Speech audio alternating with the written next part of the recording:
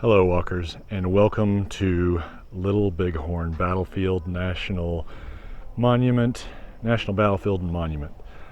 There's also a National Military Cemetery here, and it is June 25th,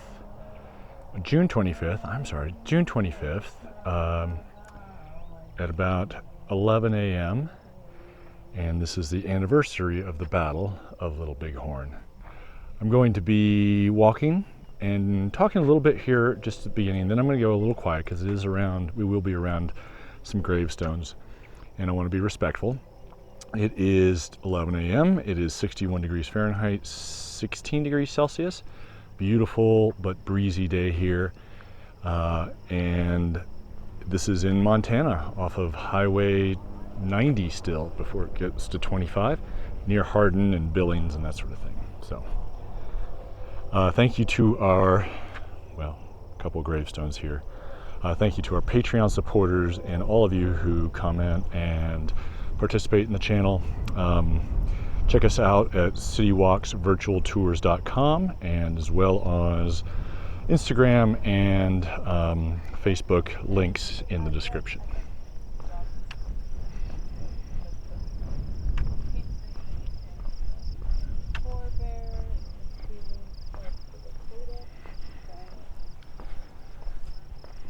This is a great park, and it's you can learn a lot if you take the time to read the descriptions and the signs that you'll see out here.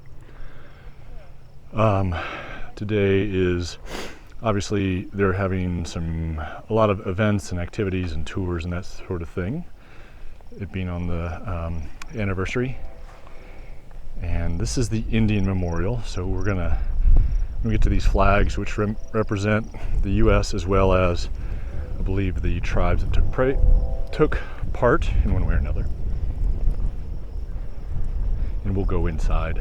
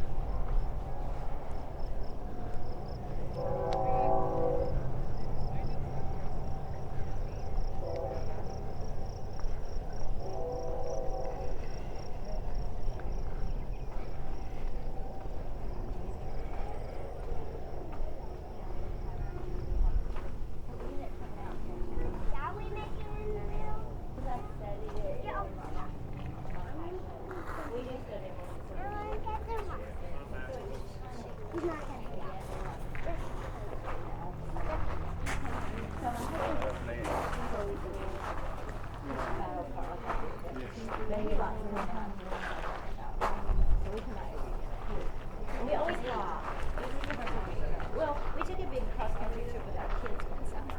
They're all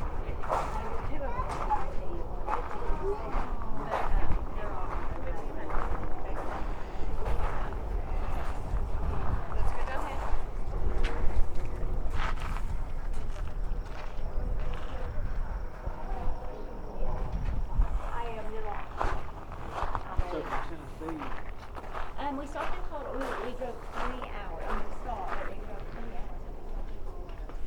We always think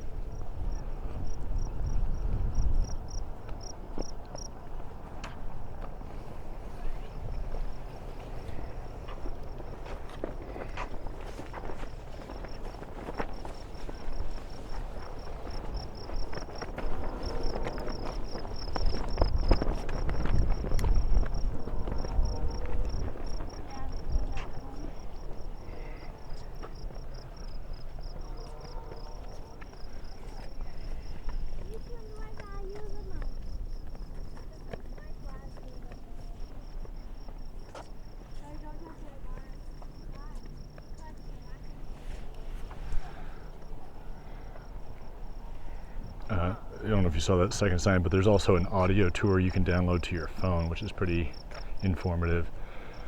It's really interesting to be able to see the various places and positions of these various battles, and they still are finding relics and remains out here from time to time.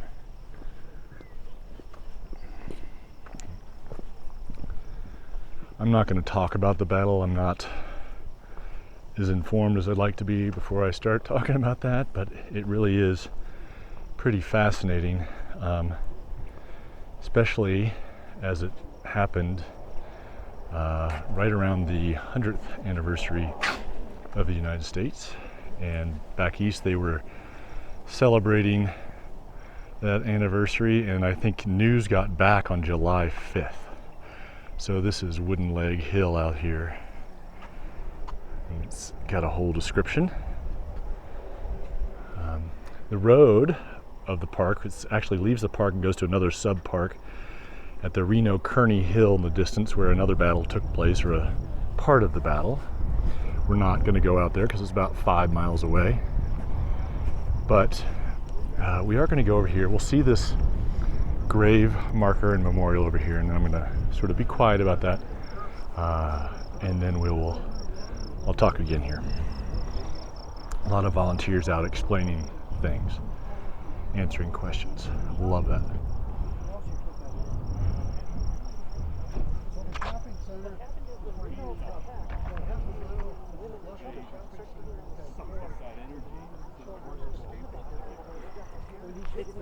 There's a bunch of warriors there defending the women and children again. So he can't drop. So now he has to figure out, what am I going to do? He pulls it back up. They come into the cemetery on the side where the trees are. And he comes around and he's back here. Oh, yeah.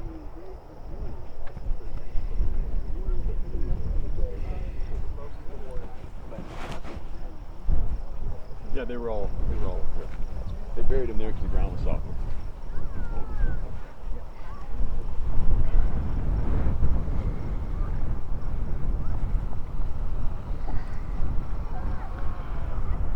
I don't know if you heard any of those volunteers talking, but that's one of the great things about having tour guides and volunteers and docents and that sort of thing.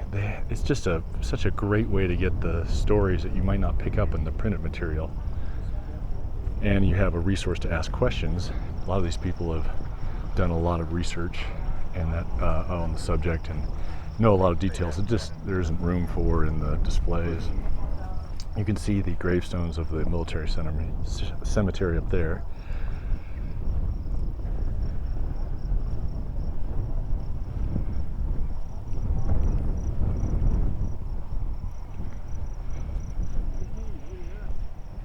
Hi there. Legs, I think, involved the ones that were involved in it.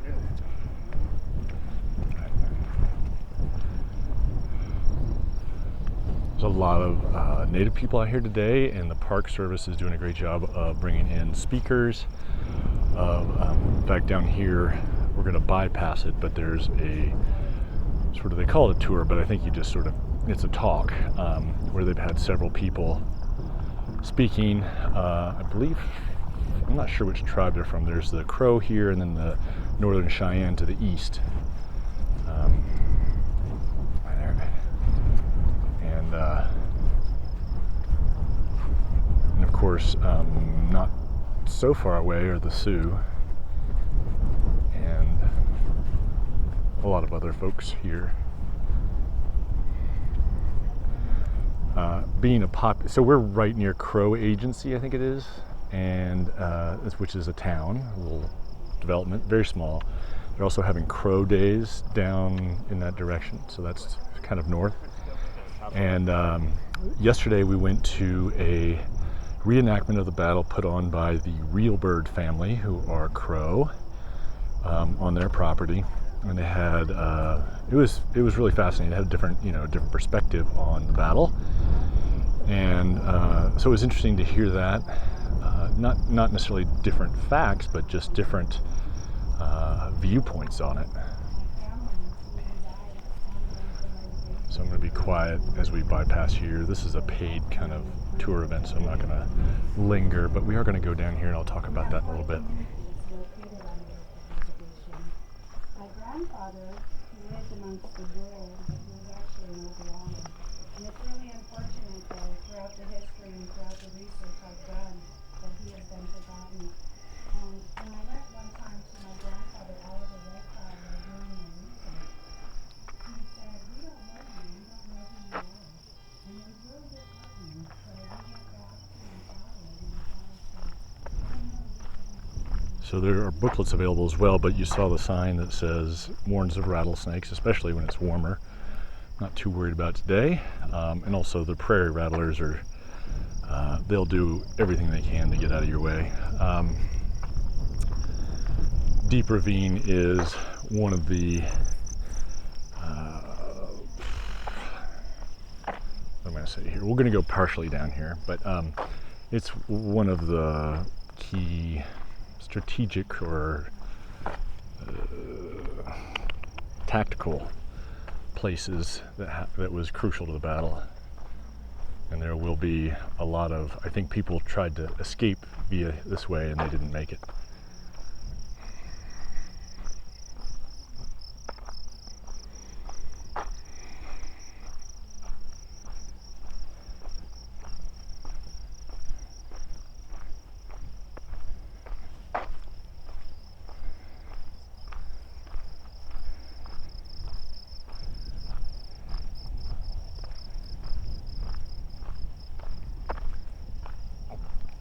I think they are getting a lot more people, one because it's anniversary, but also because of the flooding in Yellowstone and the closing of the north entrance. People are looking for alternative activities to do. Keep an eye out at travelingmill.com. We're working on a blog post of things to do if you can't get into the park for whatever reason. It's still worth coming out here. As you can see, it is just a gorgeous landscape. For now, you saw on that sign, cigarette smoking is prohibited, and that's because here in July, August, September, everything's going to get really dry out here, and cigarette that's not put out properly or a ember that blows off the end in the high winds could start a serious grass fire out here. In fact, they had one in '83 apparently, and it led to a lot of archaeological discoveries because the grass was gone, you could see things and bones and that sort of thing that had been exposed by the years and the elements.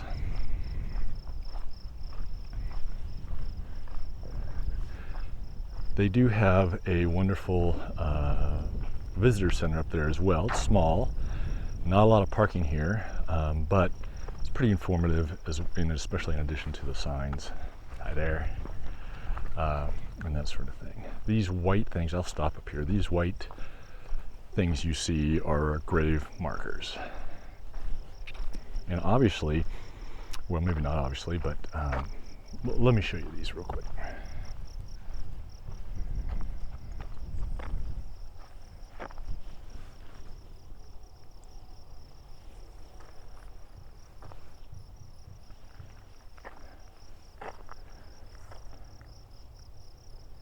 These are remains that were never identified. After the native tribes had no way of identifying them and probably no inclination. And so, and there was nobody to come out here and reclaim the bodies for, well, I'm not sure when they came back out here, but obviously, I keep saying that, but maybe it's not obvious. I don't think it took a year or more, and there's predators and there's the elements, and somebody's left some coins as an offering, I believe.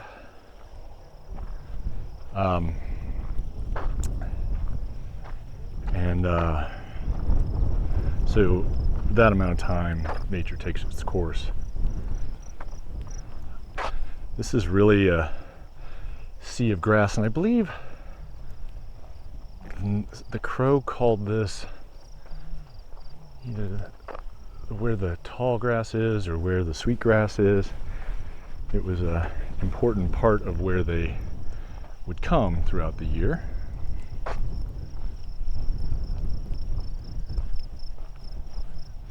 Again, that's a fragment of a memory, and I don't want to talk with any kind of certainty that I don't have. And I know some of you guys come to this and enjoy the commentary, but these aren't really full-on guided walking tours. Even though I claim to be a virtual tour guide, I'm really a co-explorer, or as I like to call myself, a proxy walker. Down in this valley is the Little Bighorn River.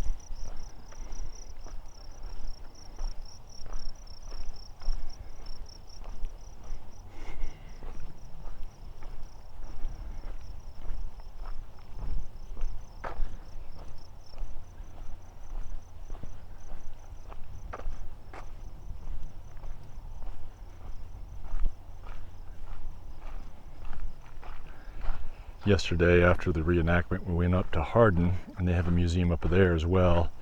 Big 20-acre outdoor stuff, indoor stuff too, but and they had some reenactors out there, and they had a black powder cannon that they fired off a couple times, and then they had a Gatling gun that they fired off. It was really interesting to talk to the reenactors there. They have so much detailed knowledge that you don't get necessarily in the more popular history books.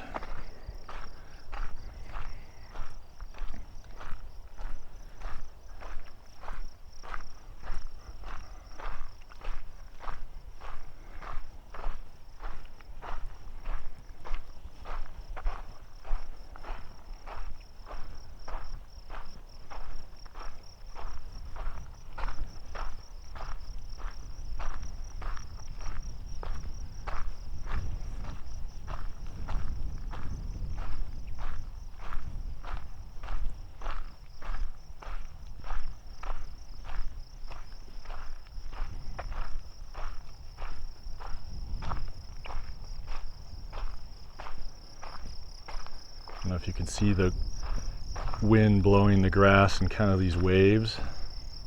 It's really pretty. You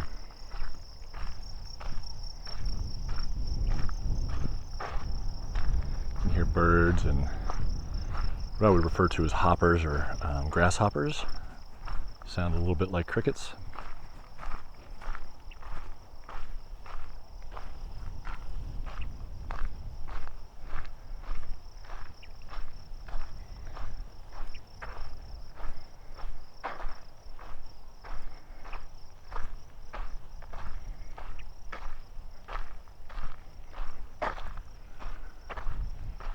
Looks like this is the end of the trail here, but you can see that the monuments and markers continue on.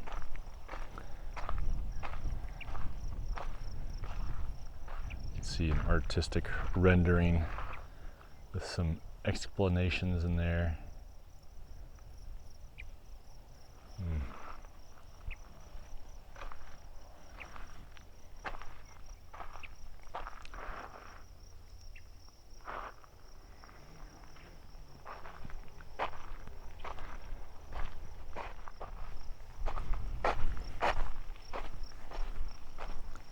Probably not going to talk as we go back up this hill, and we'll walk around the cemetery and visitor center area because it's a little steep, and I don't want to inflict my huffing and puffing too much on you. Inflict, sorry, not inflect.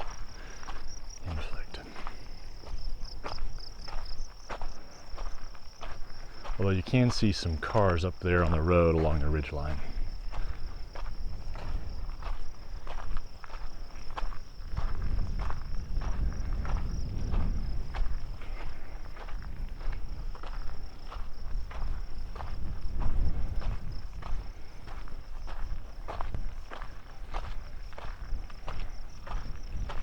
That's a rose down there, a wild rose.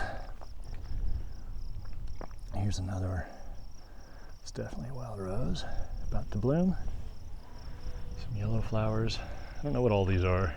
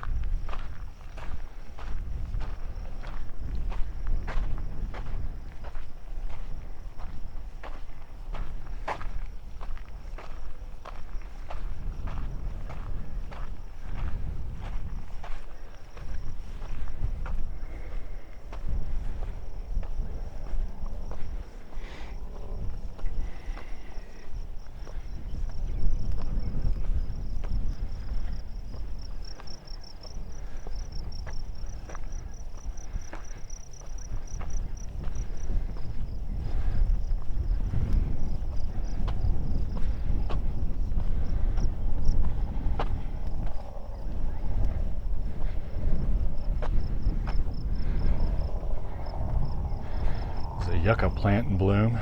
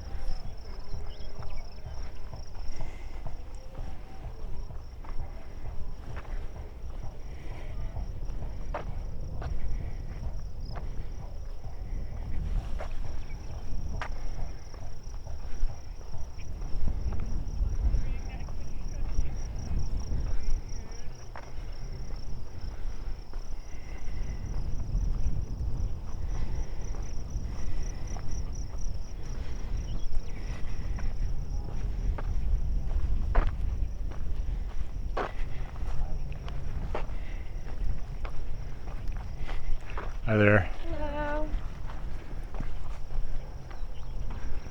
There's two women in traditional dress, and I'm always a little loath to start pointing a camera at people.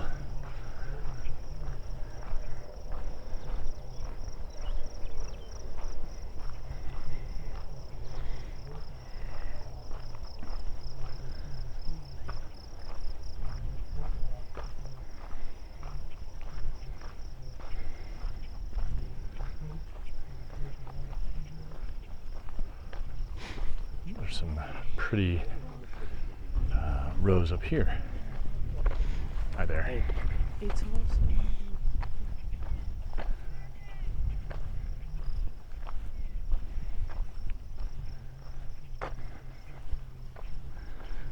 It's also important to note that it's nice and warm here today, but I'm not sure if it was,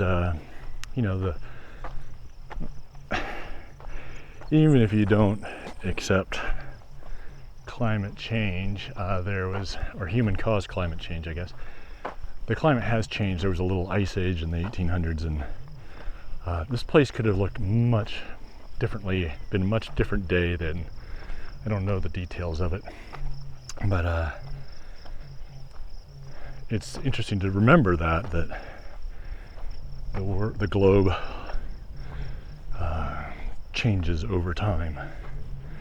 Certainly we've got highways and buildings and pathways.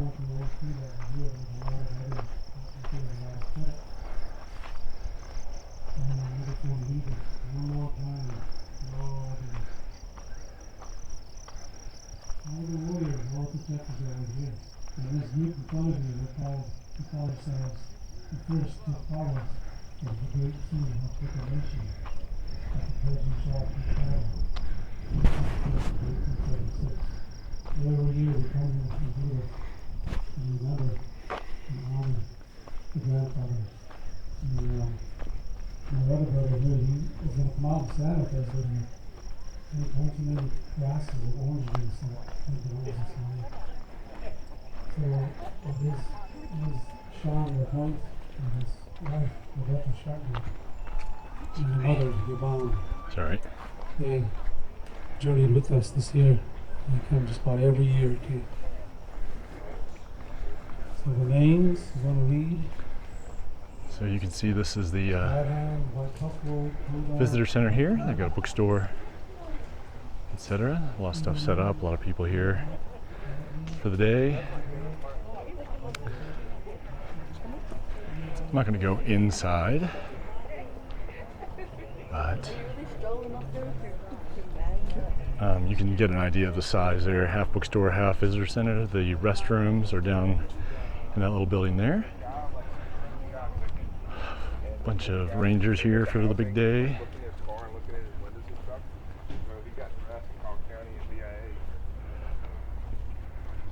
There's the path we were on. We're just going to do a quick loop through the cemetery.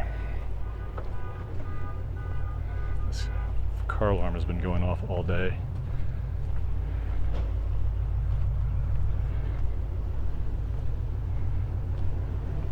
The traditional dress is really pretty, and some people are wearing. You can get an idea. It probably holds 100 cars, maybe, and some RV parking. A little bit of RV parking out there. Heard them saying earlier that there was no more place to park.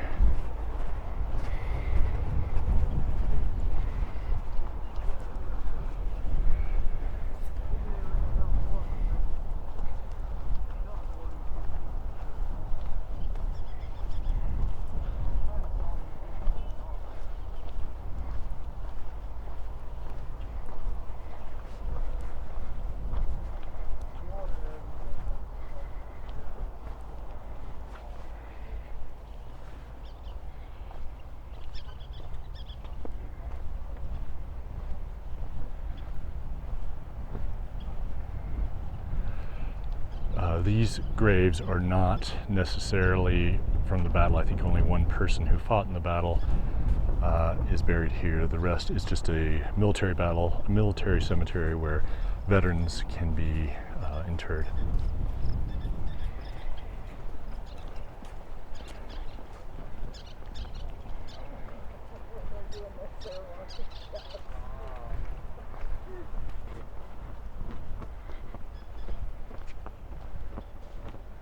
You can hear these birds being feisty. They're western kingbirds, I believe.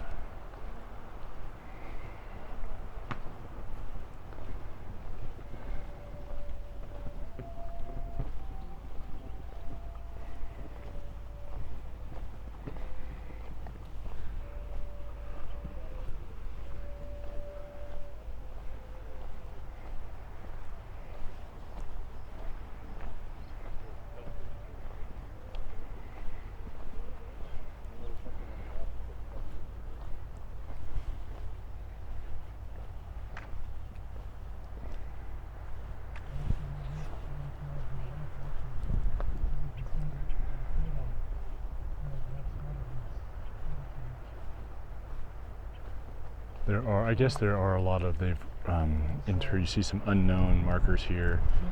They interred a lot of the remains here as well, but now Bravehearts, there are no Stronghearts to the front, cowards there are no disabled longer to the rear. Today is a good day they're to no die. longer burying people here. It's closed up. Myself, Steve Leader, tried to say to you. Okay, I think I'm going to wrap this up. Thank you for joining us on this walk. Hopefully the wind noise wasn't too much. Come back again. I'll be posting once a week. Check out our website, all that fun stuff, citywalksvirtualtours.com. And check the description below for more information. Thanks again, and keep on stepping.